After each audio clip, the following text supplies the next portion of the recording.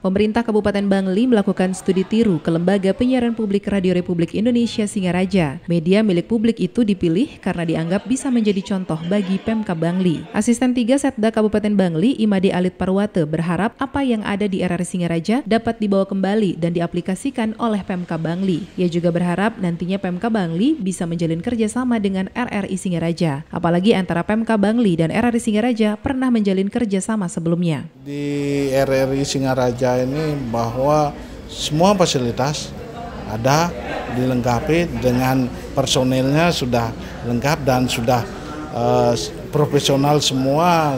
Sementara kami di Bangli kan masih perlu penyesuaian seperti ini. Rombongan Pemkab Bangli yang dipimpin oleh Alit berjumlah 29 orang. Tim langsung berangkat dari Gajah Mada nomor 144 untuk menuju Bangli sesaat setelah acara studi tiru di RRI Singaraja ini selesai digelar. Ita Saputri melaporkan.